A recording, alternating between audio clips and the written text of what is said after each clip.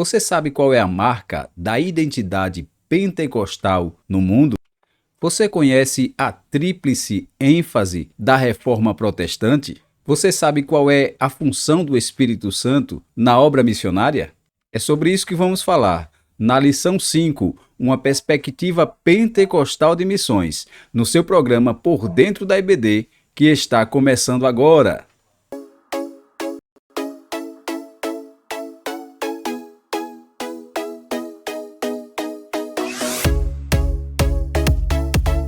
A paz do Senhor Jesus Cristo, meu querido e minha querida, está começando agora mais um programa Por Dentro da EBD. Esse que vos fala é Evangelista Fernando Silva, seu amigo, professor da Escola Bíblica Dominical. E nós vamos estudar essa semana a lição de número 5, uma perspectiva pentecostal de missões. Lição essa que é continuação desse trimestre abençoado, cujo título principal é Até os confins da terra, pregando o evangelho a todos os povos, até a volta de Cristo. E você é convidado a junto conosco estarmos meditando e aprendendo nessa tão importante lição desta semana. Nós vamos tratar sobre o movimento pentecostal e os seus desdobramentos na obra missionária. Vai ser muito bom, muito importante e eu quero contar com você. Eu quero neste momento te convidar para fazer uma oração. Vamos apresentar a Deus a nossa aula de hoje, pedindo a Ele a sua graça e a sua direção.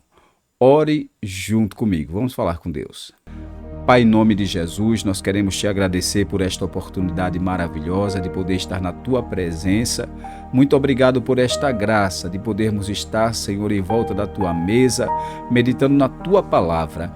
Abre nosso entendimento, vem com o teu Espírito, nos dá capacidade, inspiração, unção, graça, para que possamos crescer, meu Deus, diante de ti, por meio da tua palavra. Seja conosco, Senhor, esclarecendo nossas dúvidas e nos conduzindo neste caminho de crescimento espiritual. É o que nós te pedimos e te louvamos, em nome de Jesus. Amém.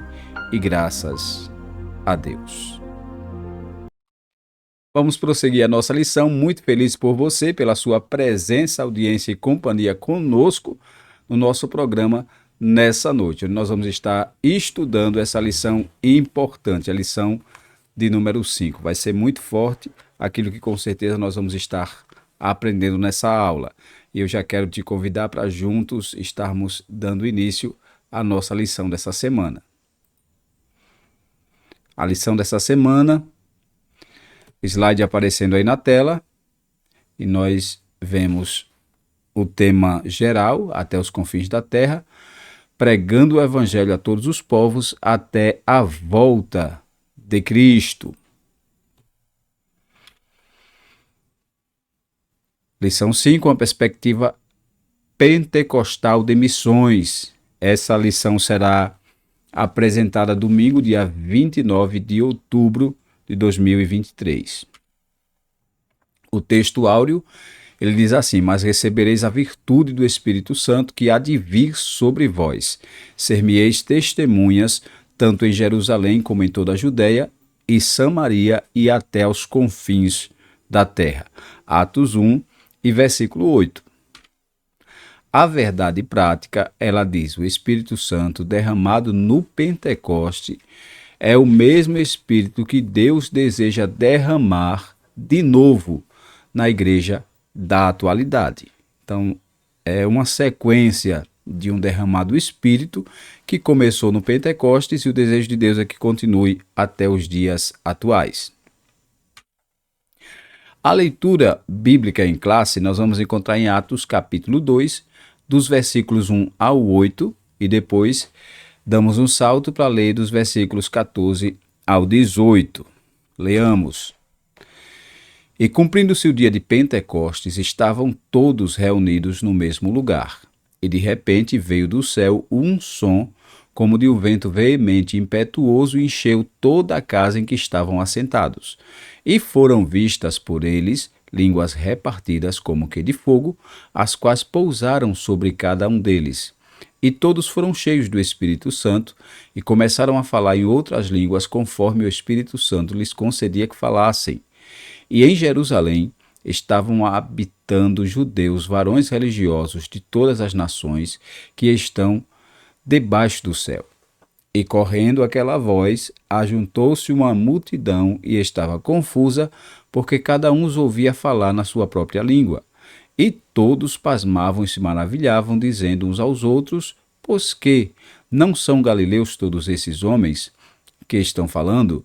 Como, pois, os ouvimos cada um na nossa própria língua em que somos nascidos? Pedro, porém, pondo-se em pé com os 11, levantou a voz e disse-lhes: varões judeus e todos os que habitais em Jerusalém, seja-vos isto notório, e escutai as minhas palavras. Estes homens não estão embriagados, como vós pensais, sendo esta a terceira hora do dia. Mas isto é o que foi dito pelo profeta Joel. E nos últimos dias acontecerá, diz Deus, que do meu espírito derramarei sobre toda a carne, e os vossos filhos e vossas filhas profetizarão, os vossos jovens terão visões, e os vossos velhos sonharão sonhos. E também o meu espírito derramarei sobre os meus servos e minhas servas naqueles dias, e profetizarão. Feita aí a leitura bíblica em classe, nós já vamos para os objetivos da lição, que são 3, aparecendo aí na tela. O primeiro objetivo da nossa lição é apresentar uma perspectiva pentecostal de missões. O segundo objetivo, que corresponde ao segundo tópico da lição, cada objetivo corresponde a um tópico. Então, o segundo, explicar a obra missionária após o Pentecostes. E o terceiro e último, enfatizar a dependência do Espírito Santo na obra pentecostal de missões. Então, pelos objetivos aí já dá para você ver a grandeza do que nós vamos estudar nessa lição. A introdução da lição, ela diz assim, uma característica notável do movimento pentecostal desde o seu início, lá no dia de Pentecostes, na virada do século passado, tem sido a paixão por evangelismo e missões. Nesta lição, estudaremos algumas características que marcam o trabalho pentecostal em missões, uma marca da obra do Espírito Santo nestes últimos dias. Veja que a introdução, ela fala do início do movimento pentecostal. E aqui vai tratar do início do movimento pentecostal aqui, né, no continente americano, visto que o movimento pentecostal na igreja inicia no dia de Pentecostes, mas aqui na outra América, né, desde os Estados Unidos, o movimento da Rua Azusa, até o movimento aqui no Brasil, através da chegada dos pioneiros da Assembleia de Deus, Daniel Berg e Gunnar Wingren, essa data aqui já é do início do século.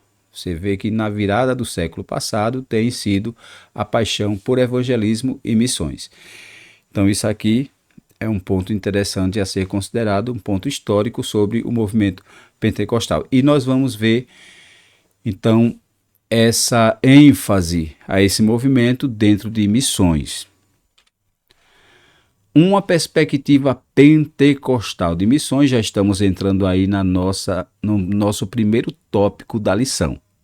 Esse primeiro tópico ele é dividido em 3 subtópicos importantíssimos.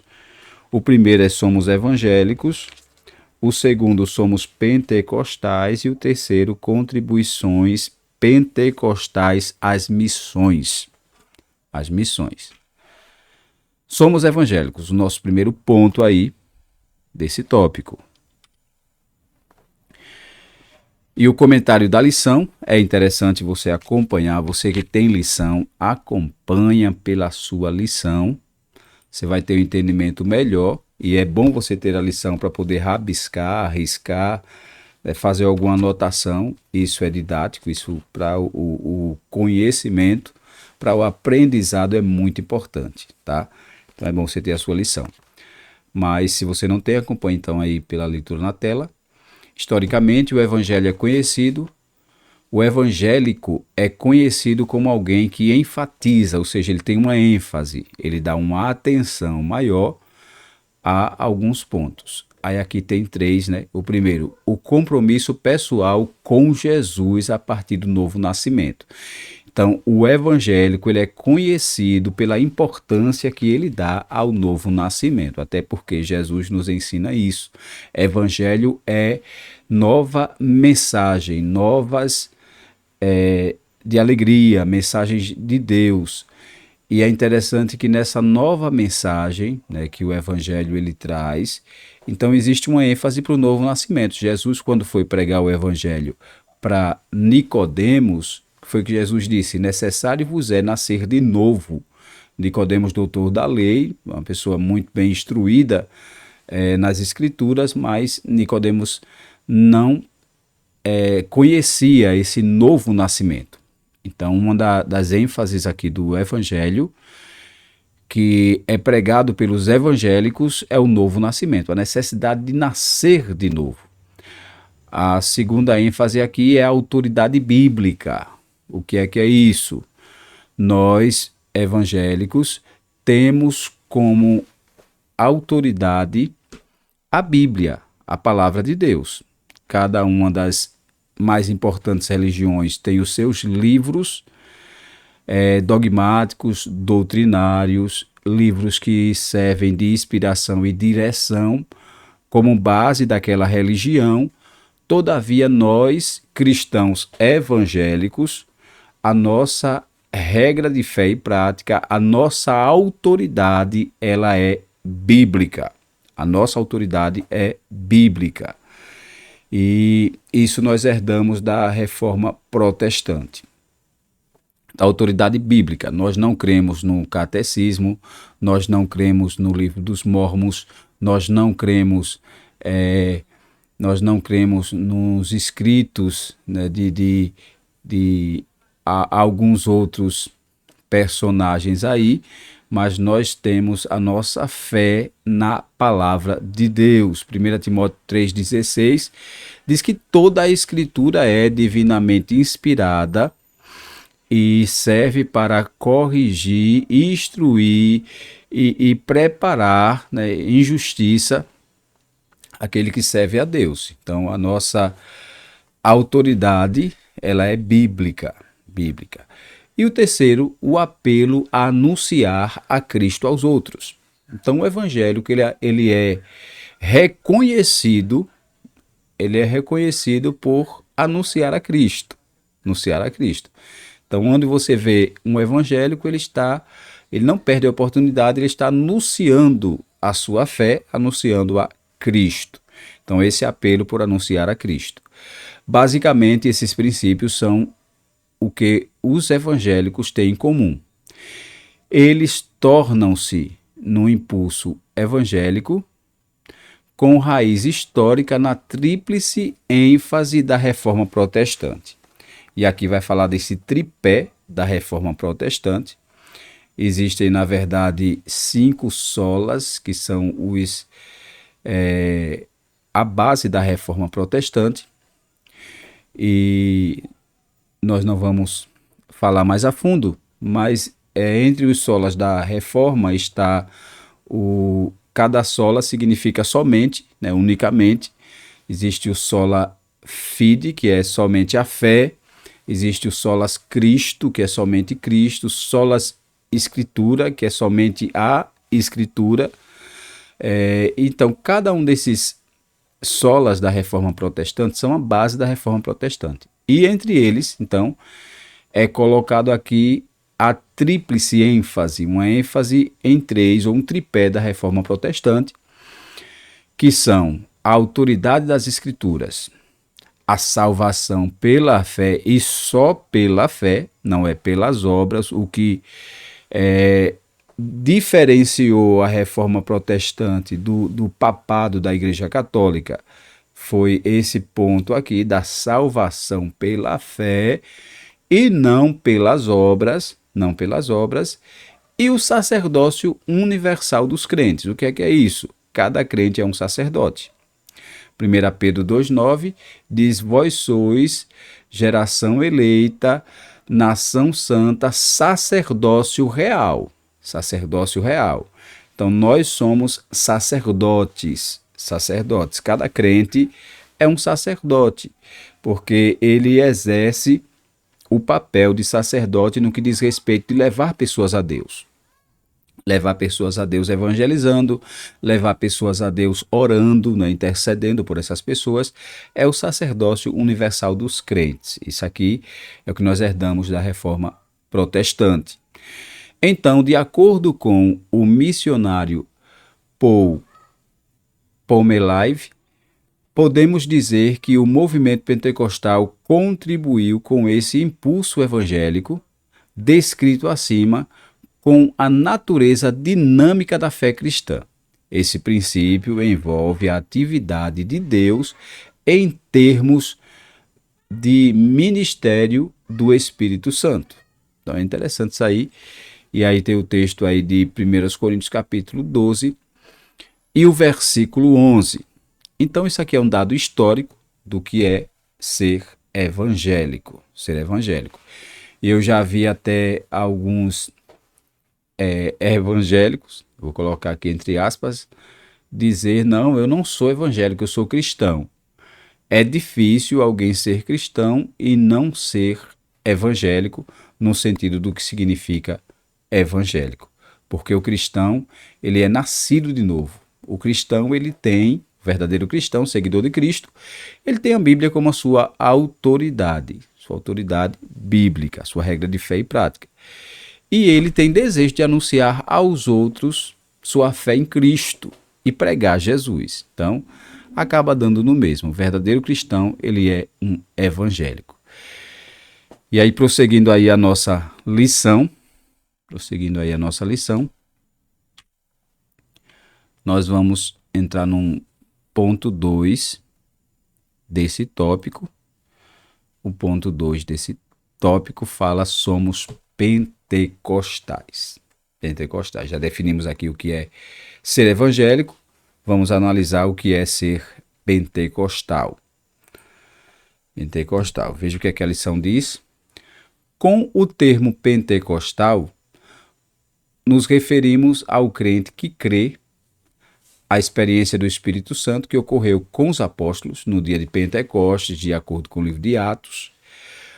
Pode acontecer hoje também, ou seja, a experiência com o Espírito Santo hoje não é diferente da experimentada pelos cristãos do século I, conforme Atos 2, 1 ao 12. Nas palavras do missiólogo Paul Pomelive, essa experiência do Espírito perpassou, ou seja, passou, né, a história da igreja. Ela remonta à obra do Espírito Santo com a igreja que começou no dia de Pentecostes e continua ao longo dos últimos dias até que Jesus Cristo volte para arrebatar a sua igreja, conforme Atos 1, 10 e 11.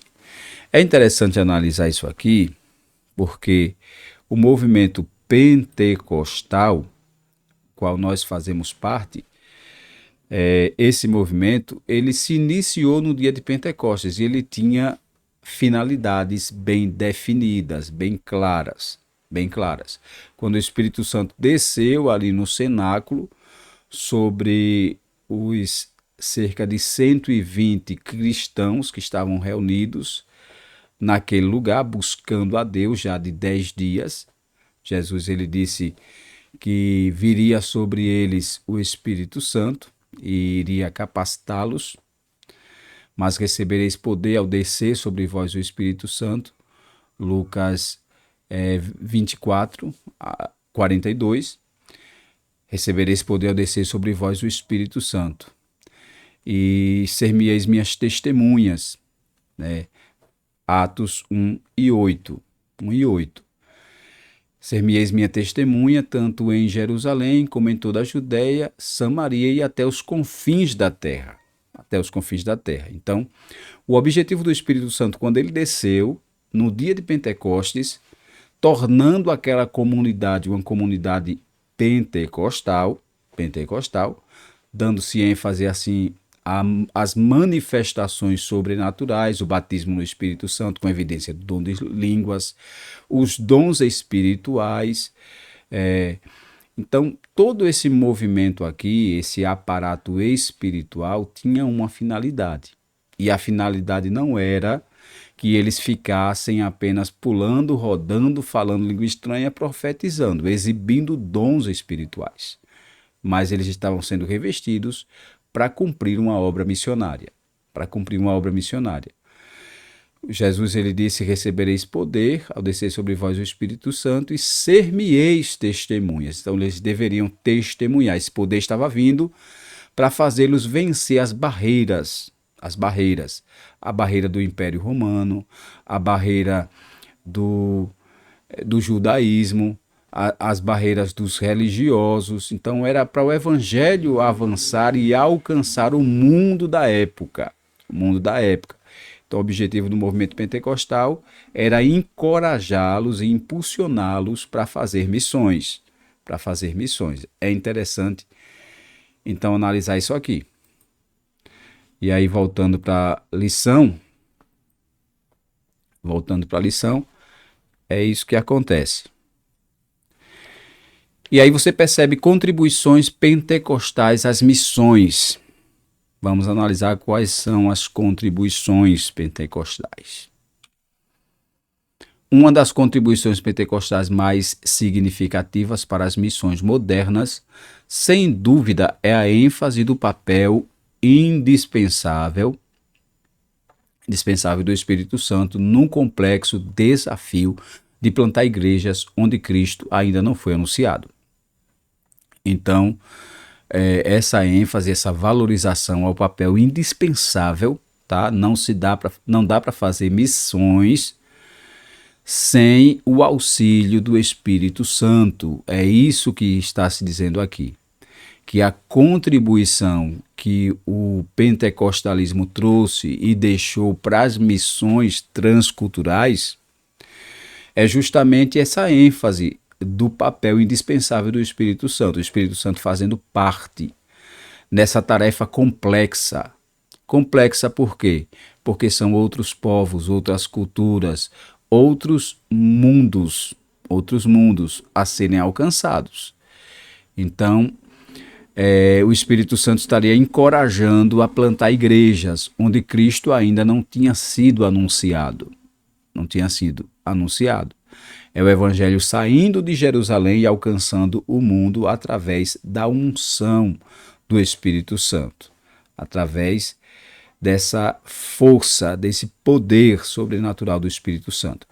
Esse entendimento está na base do importante crescimento evangélico depois das missões operadas pela obra pentecostal.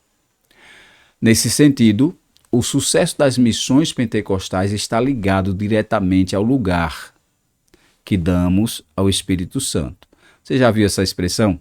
Nós pentecostais usamos muito. Dá lugar, meu irmão, dá lugar para Deus, dá lugar para o Espírito Santo. Significa dê para o Espírito Santo a oportunidade de trabalhar. Então, dê essa abertura, dê essa permissão para o Espírito Santo fazer. Que damos ao Espírito Santo um lugar semelhante ao que os crentes do Novo Testamento deram em Atos dos Apóstolos. Então, a igreja primitiva ela só fez o que fez e alcançou o mundo, tá? Numa velocidade enorme por conta da obra do Espírito Santo, porque o Espírito Santo esteve ali presente naquela igreja. E nós vamos ver mais para frente, então, como o evangelho se expandiu. Então, essa ênfase aí ao papel do Espírito Santo num complexo desafio de plantar igrejas onde Cristo ainda não tinha sido anunciado. É isso aí que é a contribuição pentecostal mais significativa que foi dada à igreja. Assim podemos dizer que somos evangélicos pentecostais, pois, para além de afirmarmos todos os princípios que os evangélicos afirmam, Para nós é inegociável e indispensável o poder do Espírito Santo na prática das missões. Então, eu repito, não dá para fazer missões sem a unção do Espírito Santo. Missões não se faz na técnica, seja ela técnica vocal, seja o conhecimento acadêmico ou bíblico. Missões não faz na capacidade humana. Missões se faz na unção do Espírito Santo. Então é necessário que que sejamos revestidos de poder, cheios do poder do Espírito para poder fazer missões, quebrando as barreiras que existem. Sejam barreiras culturais, sejam barreiras espirituais, sejam qual for as barreiras, nós só quebramos na unção do Espírito Santo, na virtude do Espírito Santo. Até porque a expressão recebereis poder ali, poder é dunamis, que no original tem a ver com dinamite, explosivo. Então essa força para destruir as barreiras e avançar, levando o evangelho a toda a criatura. Então que você possa aprender com essa lição maravilhosa. E aí vamos prosseguir. Já terminando o tópico 1, nós vemos aí a sinopse, que é o resumo desse ponto. Além do compromisso pessoal com Jesus, da autoridade da Bíblia e do apelo de anunciar Cristo aos povos, os pentecostais enfatizam a presença do Espírito Santo em toda boa obra.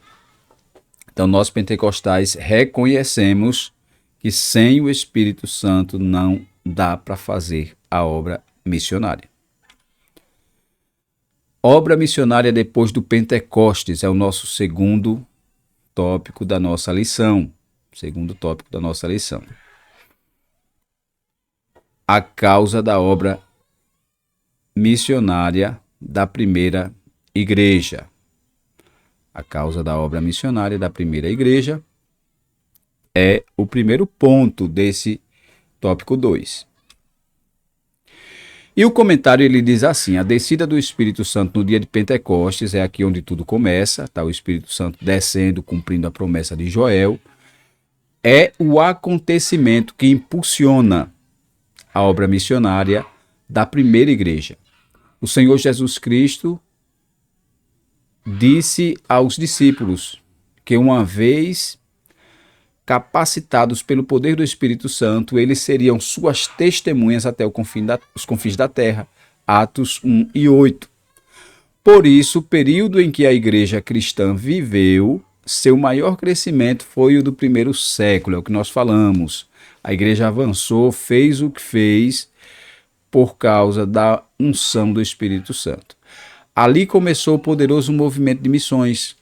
Nesse sentido, os 8 primeiros capítulos, tá, do capítulo 1 até o capítulo 8 de Atos dos Apóstolos, explicam a razão desse crescimento. Antes de sair para alcançar as nações com o Evangelho, os discípulos deveriam estar revestidos de poder. Atos 1:4. Isso se cumpriu fielmente em Atos 2. Aí eu quero chamar você a atenção para o que está sendo dito aqui nesse comentário. Perceba que o comentarista ele diz que os discípulos estiveram buscando o Espírito Santo, e o Espírito Santo desceu, tá? Você percebe no livro de Atos dos Apóstolos, no primeiro capítulo, eles reunidos no cenáculo, vão buscar por 10 dias, tem uma promessa aberta, que Jesus tinha feito, que eles seriam revestidos do poder, e Jesus tinha dito muito bem que eles precisavam desse revestimento para poder fazer a obra, quebrando barreiras e alcançando almas. Então eles estão ali reunidos e estão reivindicando, cobrando, orando, buscando esse revestimento, e vão orar por 10 dias. Só depois dos 10 dias e do revestimento que desce no dia de Pentecostes, Atos 2 vai mostrar isso, né? O Espírito Santo vem sobre eles em línguas repartidas como que de fogo, eles começam a falar em línguas e outras nações ali vão ouvi-los na sua própria fala, na sua própria língua. E é interessante analisar que aí começa então esse movimento pentecostal. E esse movimento pentecostal que se inicia, eles começam a pregar revestidos de poder, revestidos de poder. Então, não é só se preparar no sentido intelectual, não é só se preparar no sentido técnico, não é só se preparar no sentido teológico, mas é se preparar no sentido espiritual. É um preparo espiritual, um revestimento. E diga-se de passagem, quanta gente que esbanja como um pavão conhecimento bíblico, conhecimento teológico, conhecimento secular, cultural, mas muitas das vezes chamam a atenção para as suas argumentações lógicas, para as suas palavras, para o seu linguajar muito bem polido. Só que quando você vai ouvindo aquilo, aquilo não alimenta a alma, porque falta a unção do Espírito Santo, que é aquele toque especial. Como bem dizia um pastor nosso, o pastor José de Jesus, ele dizia que é o temperinho, temperinho. E por mais bonita que a comida seja, se ela não tiver aquele temperinho que vai fazer a diferença no paladar, tá? Não é só enfeitar o prato. O temperinho vai dar o gosto especial, aquela vontade, né, de comer, de comer. Então isso vai servir também para a obra de Deus, principalmente para as missões, para as missões. Então, até porque toda a obra que fazemos, ela é uma obra de alcançar alguém, acaba sendo também uma obra missionária. É claro que não vai ser transcultural, só no caso, alguém que está saindo da sua cultura para uma outra cultura. Mas nós que servimos a Deus e que temos um ministério, porque ministério é serviço, independente da titulação, do cargo que foi dado, da cadeira que alguém ocupa, mas se serve a Deus de alguma forma, tem um ministério. E esse ministério só vai funcionar bem se for na unção do Espírito. Então, se é alguém que canta, cante na unção. Se é alguém que pregue, pregue na unção. E sabe onde é que se busca essa unção? Na intimidade com o Espírito Santo. Na intimidade com o Espírito Santo. É importante o estudo da palavra, é importante o estudo do canto para quem canta, é importante conhecer técnicas vocais, é importante o conhecimento secular, é importante o conhecimento acadêmico, sim, tudo isso aí vai ajudar, mas não deixe faltar o temperinho, não deixe faltar a unção de Deus na sua vida para você poder fazer a obra de Deus. Então é interessante se analisar isso aí. Mas vamos prosseguir aí a nossa lição. Veja que tudo que foi profetizado do revestimento de poder se cumpriu em Atos 2, né? Eles foram revestidos e aí passaram então a anunciar com ousadia, com destreza a palavra de Deus, revestidos pelo poder de Deus, pelo poder de Deus. Então é interessante se analisar isso. A expansão missionária da igreja. A expansão missionária da igreja é o que nós vamos ver aí nesse ponto 2 desse tópico 2. A expansão missionária da igreja. Vamos ler o nosso comentário? Veja o que o comentário diz. Depois de serem cheios do Espírito Santo, os discípulos puderam compartilhar a mensagem do Evangelho de Cristo com outras pessoas além das fronteiras da Palestina, tá? Saindo de Jerusalém. Da Palestina. O livro de Atos dos Apóstolos relata de forma detalhada e precisa o avanço missionário da igreja do primeiro século. Então você vai observar no livro histórico de Atos dos Apóstolos, né, que conta a história da igreja, do seu nascimento a seu desenvolvimento. Embora o livro de Atos destaque a atuação do apóstolo Paulo, considerando o maior missionário da igreja primitiva, então Paulo não é por acaso que ele recebe esse título, né, de o maior missionário da igreja primitiva. Por quê? Porque ele tem uma grande obra apresentada tanto no livro de Atos dos Apóstolos, que são as viagens missionárias de Paulo, como também você percebe nas epístolas paulinas, as igrejas que ele orienta, que ele, de alguma forma, ajuda no crescimento espiritual, no cuidado, no discipulado dos irmãos. Então você percebe aí, 1 Coríntios 16, 8 e 9, 1 Coríntios 16, 8 e 9, eu vou colocar na tela aí esse texto para a gente poder analisar juntos.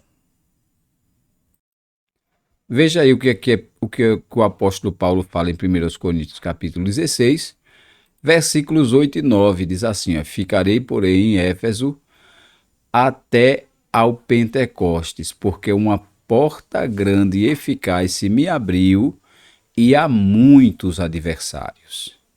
Então, Paulo está falando aí da porta de pregação do evangelho que se abre e ele vai então aproveitar essa oportunidade para estar anunciando o evangelho. Então é isso aí que a gente percebe na vida do apóstolo Paulo. O comentário, ele prossegue dizendo, pois ele estabeleceu igrejas nas quatro províncias, que são províncias romanas, que são a província da Galácia, existia a província da Macedônia, da Acaia e da Ásia. Então, Macedônia, Acaia, Ásia e Galácia eram as províncias romanas, que era um conjunto ali de cidades, né, administradas, por isso chamadas províncias, dentro do Império Romano. Também estão registrados trabalhos importantes de outros homens e mulheres. Além de Paulo, o Novo Testamento destaca Barnabé, Pedro, Silas, Filipe, João Marcos, Apolo, Áquila, Priscila, etc. Nesse aspecto, podemos dizer que o diácono evangelista Filipe foi o primeiro missionário transcultural enviado a pregar para um africano. Nós falamos sobre isso na semana passada. Filipe alcançando a África através do eunuco, o eunuco lá, o mordomo-mó da rainha de Candace. Então, Atos 8, 26 ao 30, conta esse episódio. E é interessante que aqui chama Filipe de diácono evangelista. E não é por acaso que aqui está falando das duas funções desenvolvidas por Filipe. Eu quero chamar a sua atenção para o seguinte. Filipe, a princípio, ele foi separado como diácono, mas no decorrer da sua vida e do seu ministério, ele se destaca como evangelista. E ele agrega aqui as funções de diácono e evangelista. Tem gente que, porque recebe uma função, por exemplo, de diácono, aí já não quer mais fazer o papel de um auxiliar. Tem alguém que, porque se tornou presbítero, já não quer mais fazer o trabalho de um diácono. E muitas das vezes até se chateia quando se pede para fazer alguma coisa, diz, não, agora eu estou numa patente mais elevada, eu estou na parte mais alta da escada, então mande alguém que está abaixo. Quando na verdade a gente percebe aqui o grande homem de Deus, evangelista Filipe, ele também é chamado de diácono, porque dá a ideia que ele continua servindo como diácono. E eu sempre digo que ministério ele é cumulativo, não é plano de carreira, mas infelizmente hoje, na administração moderna de muitas igrejas, é plano de carreira.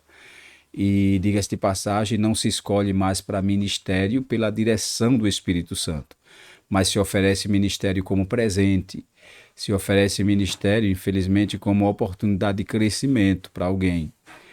E o que a gente mais percebe aí são obreiros que nem nome de obreiros merecem. Nem nome de obreiros merecem, porque não estão ali para servir. Muito pelo contrário, estão para ser servidos. Que Deus tenha misericórdia e que possamos entender que, independente do cargo que carregamos, independente da patente que ostentamos e que temos, nós somos servos. Primeiro, servo de Deus e depois, servos da igreja, servos do povo. Do contrário, não merece ser chamado de obreiro. Não merece ser chamado de obreiro. Então é interessante analisar isso. Mas prosseguindo aí a nossa lição, nós vamos mais adiante. Então Filipe se destacou, né, pregando ali, e o evangelho vai chegar na África através desse africano aí que leva o conhecimento e o compromisso com Jesus, porque ele é batizado por Filipe. Nesse texto de Atos 8, do 26 ao 30, mostra isso. Ele é batizado por Filipe, se converte, aceita Jesus e leva o evangelho então para a sua terra, para a sua região. E tudo isso porque Filipe era cheio do Espírito Santo. Então a gente vê aqui evidências do Espírito Santo agindo e operando no livro de Atos dos Apóstolos.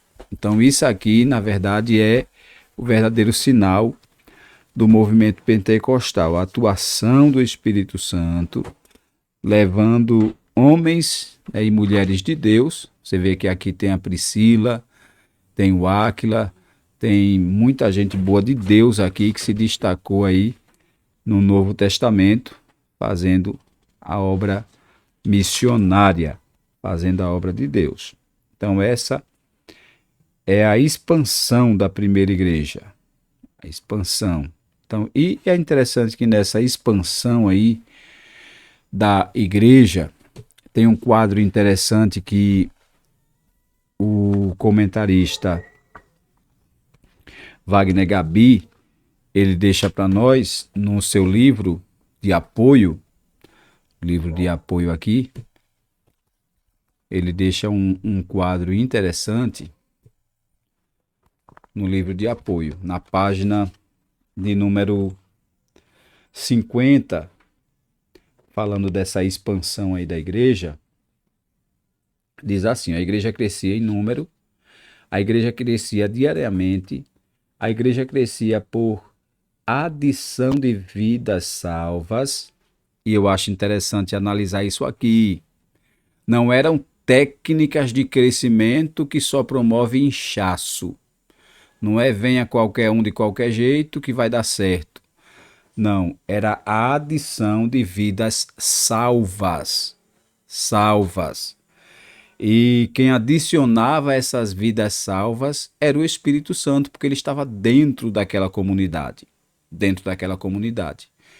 E hoje, infelizmente, existem muitas técnicas aí, né, que até, de alguma forma, cresce, entre aspas, tá? Porque é inchaço, vem muita gente, mas gente sem compromisso, gente sem vida, gente sem testemunho, e aí não era o que acontecia lá em Atos dos Apóstolos. Diz que a igreja crescia diariamente, a igreja crescia por adição de vidas salvas, a igreja crescia por ação divina, e aí aqui tem um quadro interessante que fala desse crescimento. Aí diz assim, ó, a igreja primitiva crescia em números. Em Atos 1:15, tinha 120 membros. É o povo que está lá no cenáculo. Em Atos 2:41, já são 3.000. Com aquela pregação de Pedro, então 3.000 almas se convertem. Em Atos 4:4, aqui já fala de 5.000. 5.000. Veja que há um crescimento exponencial. Atos 5:14 fala de uma multidão agregada à igreja, tá? Então aqui já se perdeu a conta. Em Atos 6:17 diz que o número dos discípulos é multiplicado. Em Atos 9:31, a igreja expande-se para a Judéia, Galiléia e Samaria, tá? Então vai rompendo fronteiras e alcançando o mundo. Em Atos 16:5, diz que as igrejas são estabelecidas e fortalecidas no mundo inteiro. Então, até os confins da terra está se cumprindo aqui. O mundo inteiro conhecido naquela época é alcançado pela igreja. E é interessante que, se nós formos analisar hoje, existem os povos não alcançados.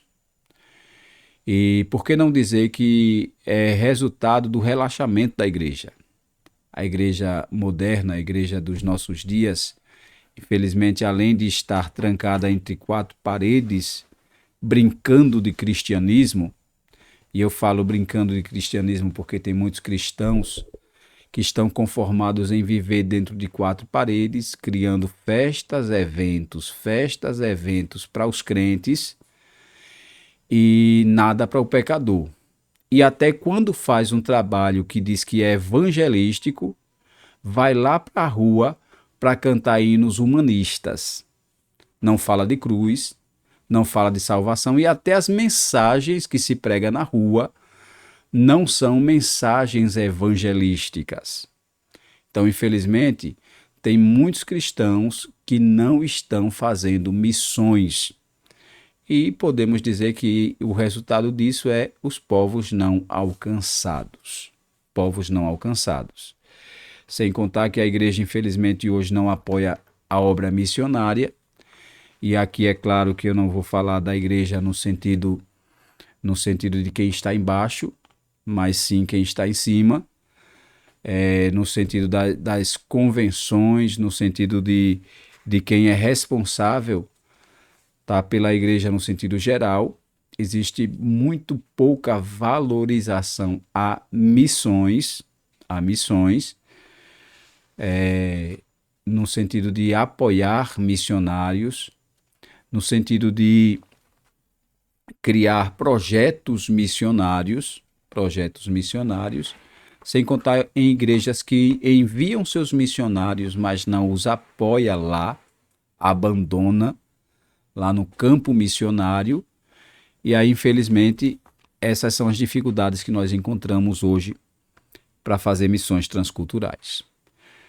Mas a igreja primitiva, ela não sofria desse mal. A gente percebe que o Espírito Santo estava ali operando e era ele que separava os missionários, era ele que enviava e era ele que operava através desses missionários, agregando, adicionando, como a lição diz, gente salva para fazer parte da comunidade. Isso aqui é muito interessante. Mas aí, prosseguindo ainda a nossa lição,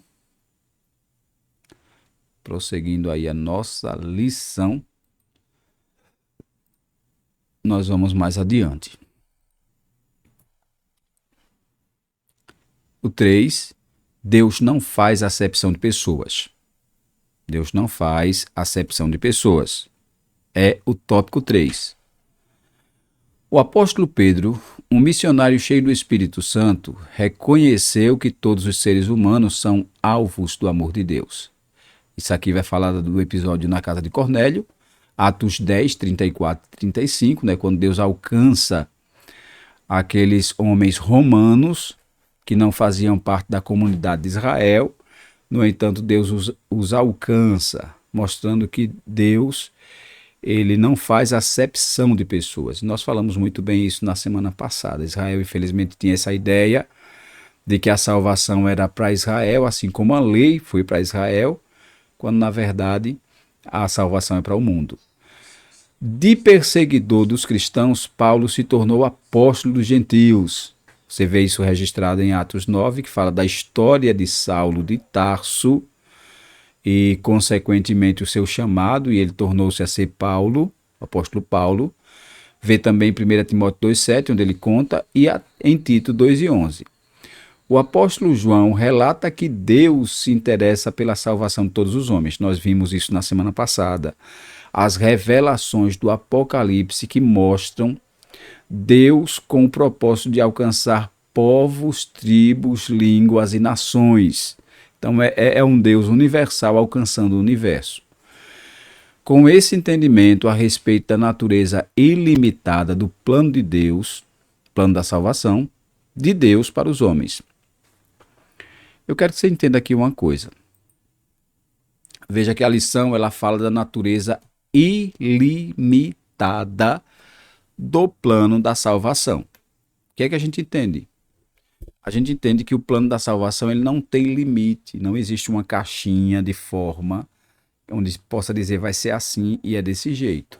É uma natureza ilimitada, ou seja, Deus alcança a todos de diversas formas, porque o plano da salvação ele não tem limite, não há limite humano dentro do plano da salvação de Deus. E impulsionada pelo Espírito Santo, a missão da primeira igreja atingiria a escala mundial, é o que nós falamos. A igreja alcançou o mundo da época porque faziam debaixo da unção do Espírito. Podemos ver isso no ministério de Pedro com o centurião Cornélio, Atos 10, o trabalho de Filipe em Atos 8, né? Filipe alcançando a Samaria, né? Tanto alcançando Samaria, como também alcançando a própria África através daquele mordomo, né, do mordomo Mor da rainha de Candace. A igreja missionária em Antioquia, Atos 13, 1 ao 3, bem como em Roma e outras regiões longínquas, com o ministério do apóstolo Paulo, conforme Romanos 15, 22 ao 29. Então você vê que houve uma expansão aqui do evangelho, tá?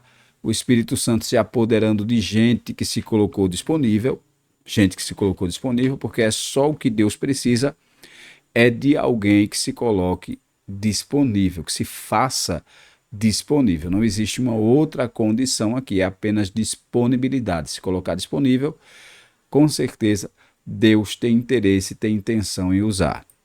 Então veja aí o que é que a lição ela diz nesse comentário, falando a respeito desses personagens. Fala a respeito de Pedro, Filipe e o próprio apóstolo Paulo. Cada um dando a sua contribuição aí dentro dessa natureza ilimitada do plano da salvação de Deus. E aí nós vemos já o resumo, né, a sinopse do capítulo 2, do tópico 2, melhor dizendo. O Espírito Santo impulsiona a igreja para fazer missões de modo a buscar os povos não alcançados. Então o Espírito Santo ele dá esse impulso, essa força, para que a igreja, fazendo missões, alcance gente que ainda não foi alcançada. E nós estamos já chegando aí no nosso último tópico, que fala da ação do Espírito Santo e a obra missionária. O tópico 3, a ação do Espírito Santo e a obra missionária. A função do Espírito Santo na obra missionária. O Espírito Santo ele tem função dentro da obra missionária. O comentário ele diz assim, ó, dentre as muitas funções do Espírito Santo estão as de ungir, preste atenção, inspirar, separar e enviar. Então são 4 aqui que se destacam: ungir, inspirar, separar e enviar. Ungir é aquela unção que vem como separação para uma obra. Inspiração, inspirar vem de sopro. Então é quando o Espírito Santo sopra, aquela inspiração, aquela capacitação sobrenatural para se fazer uma obra. Quem prega sabe muito bem o que é isso. Às vezes você prepara lá um esboço da lição, um esboço da mensagem, né? Aquele rabisco lá com os tópicos principais que você vai falar, vai pregar, e você começa a pregar dentro daquilo ali, quando de repente você sente que chega uma inspiração. De repente Deus ele sopra, a gente sente realmente o sopro, Deus soprando, mandando dizer alguma coisa dentro da mensagem, mas que não estava preparado ali dentro do esboço. Então é essa inspiração de Deus que o Espírito Santo nos dá para fazermos a obra do Senhor. Fazemos a obra do Senhor. Separar. É o Espírito Santo quem separa. E é ele quem envia. É claro que quando a igreja ou ministério são dirigidos pelo Espírito Santo. Quando, infelizmente, a igreja ou o ministério são dirigidos por barganhas humanas, quando se usa ministério como presente, quando se usa ministério como meio, moeda de troca, aí, infelizmente, o Espírito Santo não tem a liberdade. Nós falamos aqui desde o começo da lição, né, dar liberdade, dar lugar ao Espírito Santo de trabalhar.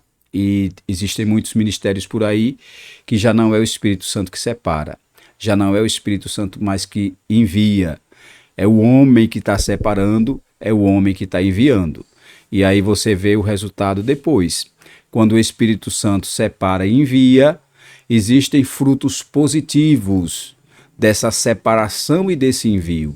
Mas quando é o homem, tá? Quando isso é feito dentro de uma perspectiva humana, então os resultados são totalmente negativos e desastrosos. Desastrosos. Quantos ministérios aí que estão em ruína, porque está lá quem não foi separado e quem não foi enviado pelo Espírito Santo. Muitas das vezes foi separado e enviado por uma decisão humana, meramente humana. Porque quando é Deus que separa e é Ele que envia, dá tudo certo. Vai passar dificuldades, vai passar alguma aflição?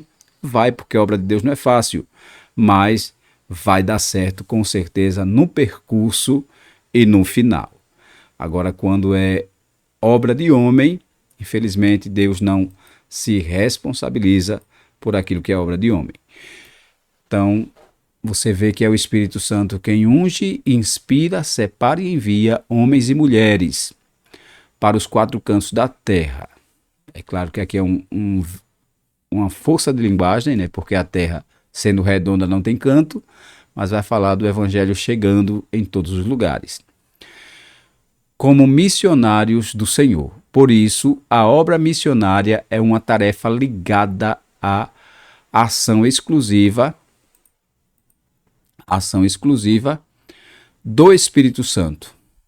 Vemos nesse princípio como o nosso Senhor Jesus, que foi ungido pelo Espírito Santo para o exercício do seu ministério. Você vê isso em Isaías, né, profetizado, e acontecendo lá em Lucas 4, 17 ao 20.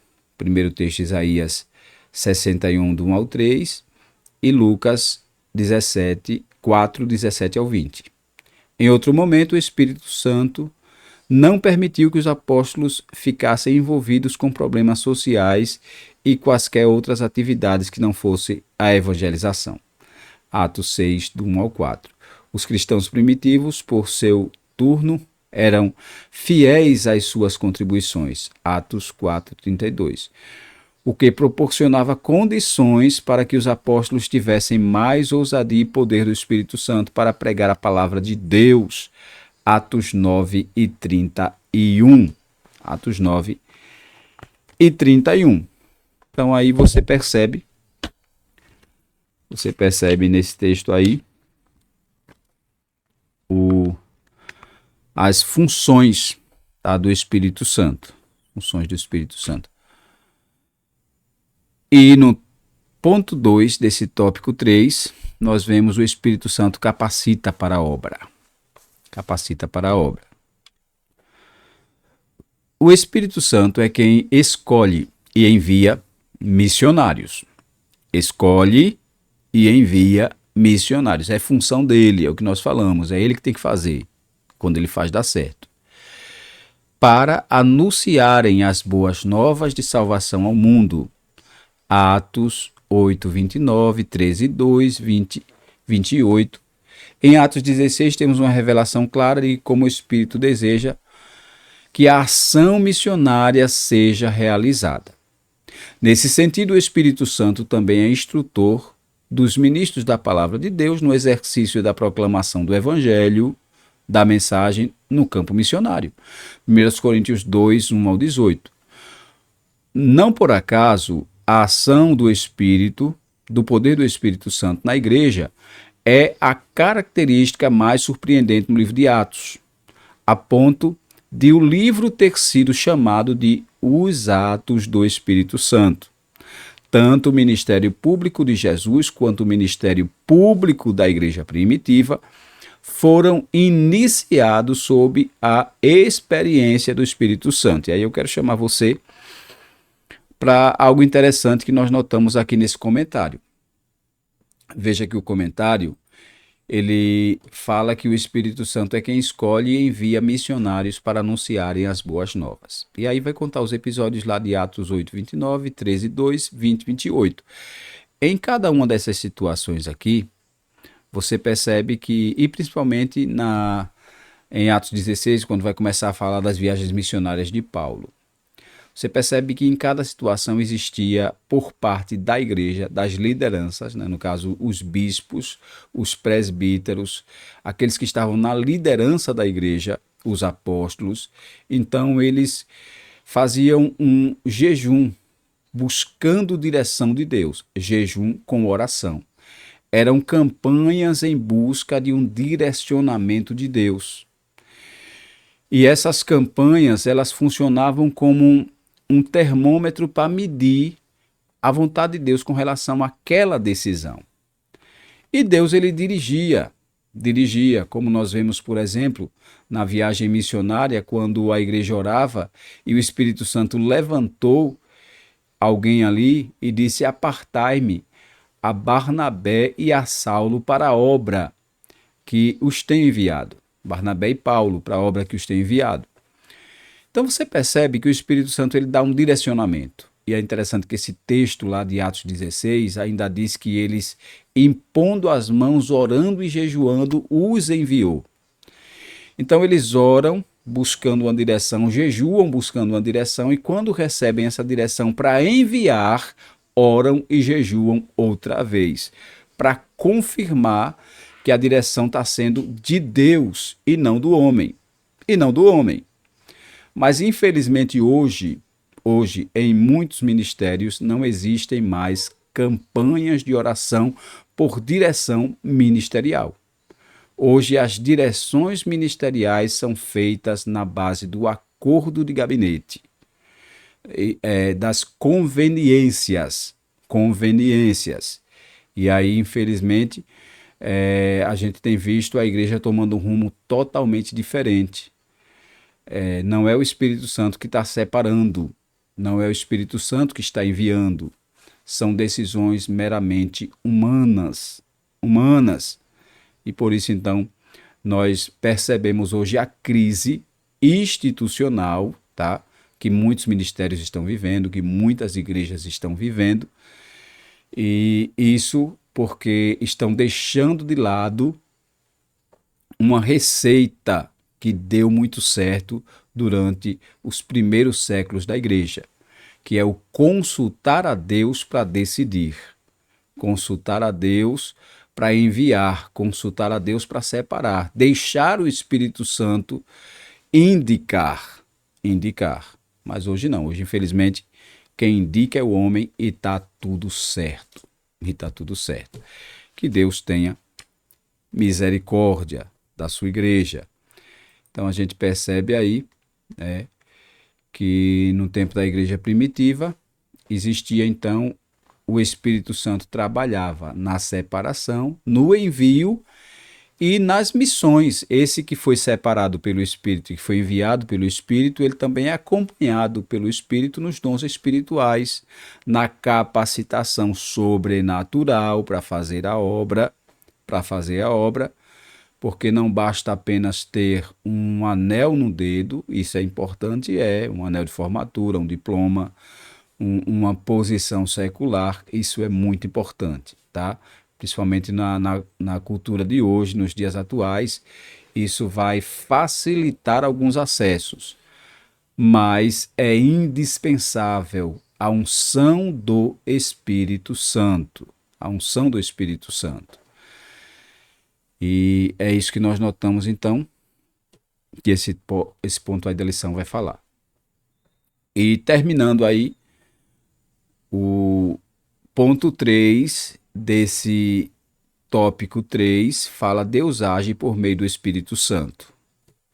Deus age por meio do Espírito Santo. É isso que a nossa lição ela traz para nós. O comentário diz assim, ó: na obra Verdades Pentecostais da CPAD, o pastor Antônio Gilberto, saudosa memória, descreve a assistência do Espírito Santo na obra missionária. Ele mostra que o Espírito Santo escolhe, envia, capacita e direciona. Veja, escolhe, envia, capacita e direciona. Então existe aí esse passo a passo de contribuição do Espírito Santo na obra missionária. Os evangelizadores. Felizmente hoje muitos querem ser celebridades, não querem ser evangelizadores. Mas o Espírito Santo, ele prepara, capacita, escolhe, envia os evangelizadores. É o que observamos no livro de Atos dos Apóstolos, quando o Espírito Santo age na vida da igreja. Ali fica claro que o Deus da Bíblia não é deísta, isto é, impessoal. Deus não é um Deus que apenas é Deus em poder, mas não tem uma pessoalidade, uma personalidade. Um Deus que criou tudo e se ausentou de tudo. Não, ele criou tudo e faz parte da sua criação, e principalmente da sua criatura, do homem, do ser humano. Então, que se encontra longe do seu povo, mas ele intervém de modo que deseja estabelecer um relacionamento vivo com a sua igreja pelo poder ativo do Espírito Santo, conforme Atos 17, 28 ao 30.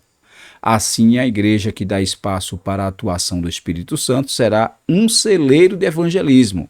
Veja, a igreja que dá espaço, porque tem muitas igrejas que estão sufocando. E Paulo ele já dizia: não apagueis o Espírito. Tem situações aí que o Espírito Santo está sendo apagado. E eu não estou falando aqui num sentido de que muitos pentecostais dizem que apagar o Espírito Santo é não dar glória a Deus, é não pular, não saltar. Na verdade, apagar o Espírito Santo é quando não se dá a ele a oportunidade de fazer o que ele veio fazer no meio da igreja. E o que é que ele veio fazer no meio da igreja? Ele veio para separar, enviar, capacitar, ungir, né, para uma obra. Então, quando não se permite isso, e aqui vem se tratando primeiro com as lideranças, tá? Com as lideranças, quando não se permite que o Espírito Santo faça aquilo que ele veio fazer dentro da igreja, então, infelizmente, está se apagando o Espírito Santo e tirando a sua eficácia do meio da igreja. Então, é ele que escolhe, é ele que envia, capacita e direciona os evangelizadores. Aí, aqui o comentário no final diz: assim a igreja que dá espaço para a atuação do Espírito Santo, aqui dá espaço, será um celeiro de evangelismo, com eficácia e direção divina. Portanto, essa perspectiva de atividade do Espírito Santo direto na obra missionária é uma ênfase dos pentecostais. Então, a ênfase do pentecostal não é como alguém acha que ser pentecostal é ser canela de fogo, ser pentecostal é pular, é saltar, é rodar, é falar língua estranha.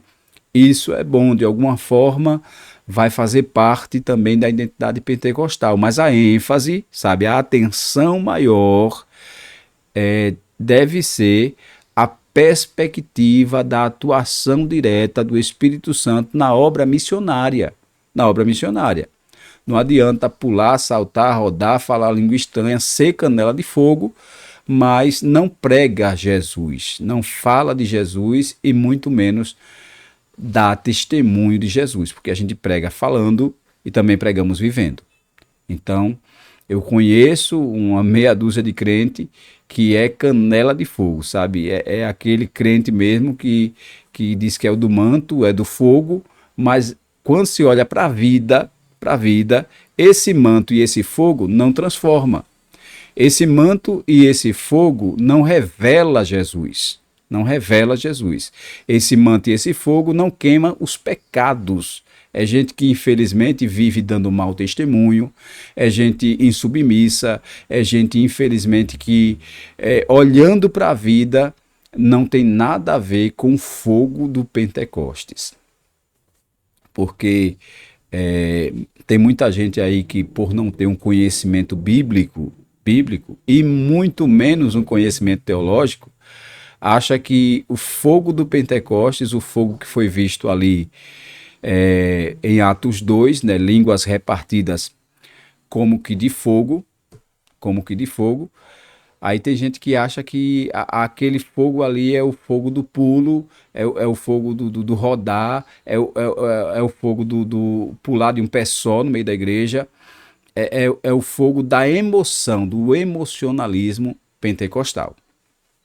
Isso aqui não é uma crítica, porque como pentecostal também eu gosto, tá, do fogo, no sentido de sentir poder de Deus, falar língua estranha, profetizar, ver visões de Deus, ver o mundo espiritual se manifestando, se misturando com o mundo físico. Gosto disso, gosto do que é autêntico, do que é verdadeiro, do que é de Deus. Gosto de verdade. Porém, entendo, tá? Tanto pelo conhecimento bíblico como teológico, que aquele fogo ali representa algo muito mais do que pular e rodar. Quando as línguas repartidas como que de fogo se manifestam, Deus está falando no sentido simbólico, até porque aquele fogo ali, ele não era literal, logicamente, senão os crentes ali teriam se queimado, tá? É um fogo, é claro que eles vão ver línguas repartidas como que de fogo, Então, é uma visão espiritual, é uma visão sobrenatural e que tem um significado. E um dos significados é clarear a mente. Então, o fogo do Pentecostes é o fogo da clareza para o entendimento das Escrituras, para o entendimento do que foi profetizado e que estava se cumprindo, como próprio Pedro, ele disse: aqui não tem ninguém bêbado, né, em defesa dos cristãos, mas isso é o que foi profetizado pelo profeta Joel. Então houve essa abertura, essa claridade mental, tá? Fogo aqui fala dessa clareza no entendimento. Então o crente batizado no Espírito Santo e cheio de fogo, ele é o crente que entende as Escrituras. Ele tem a sua mente clareada. A sua mente não é escurecida, mas infelizmente tem crente aí do fogo que diz: não, para que escola dominical, para que culto de doutrina, eu quero é o culto do fogo, eu quero é o movimento do fogo. E eu não sei que fogo é esse que quer, porque o verdadeiro fogo é o fogo da clareza, é o fogo que clareia e tira toda dúvida. Então, uma outra coisa que aquele fogo lá do Pentecostes ele representa é o fogo do avivamento interior, tá? É o fogo que tira a frieza, a indiferença, é o fogo do fervor espiritual, E esse fervor espiritual aqui é uma marca do crente pentecostal. E não tem muito a ver. Alguém acha que ser fervoroso, tá? É aquele crente que no culto não para de dar glória a Deus, e muitas das vezes o glória a Deus que dá é sem entendimento. Dá glória a Deus até por uma frase de derrota que alguém conta lá, por uma frase de um problema que alguém diz: irmão, estou sendo perseguido, o diabo queria me matar, eita, glória a Deus. E muitas das vezes é um glória a Deus sem entendimento, mas diz que é do fogo e do fogo tem que dar glória a Deus toda hora e por tudo, por tudo. Então, é muita coisa para se analisar aí nesse fogo do Pentecostes.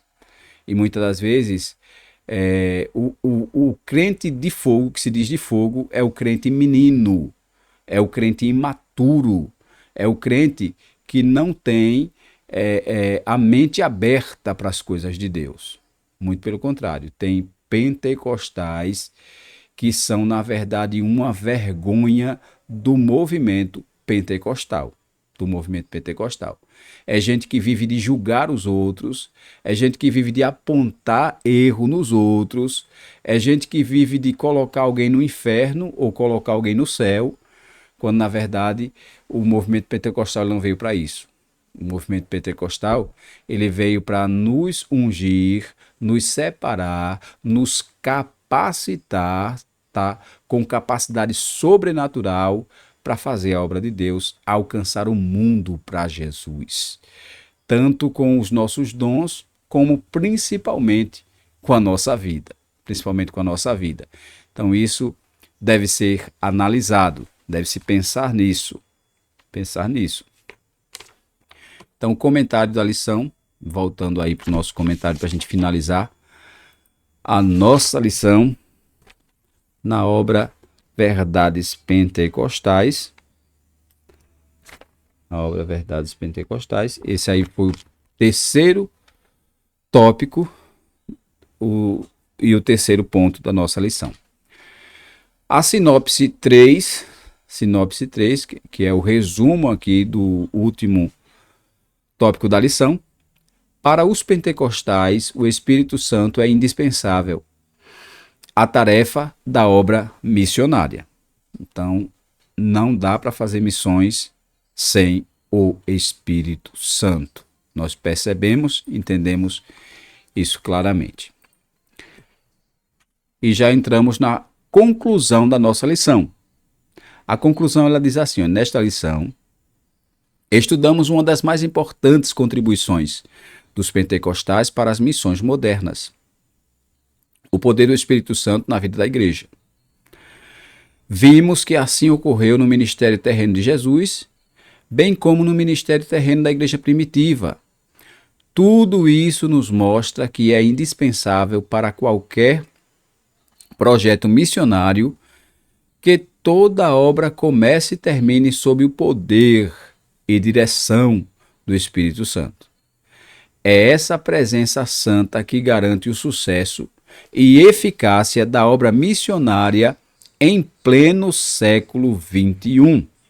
Então, fecha-se aqui com chave de ouro, né? A presença santa que garante o sucesso e eficácia da obra missionária em pleno século XXI.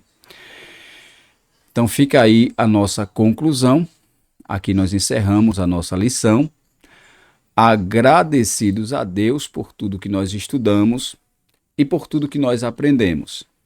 Então que você possa entender que o movimento pentecostal não é apenas um movimento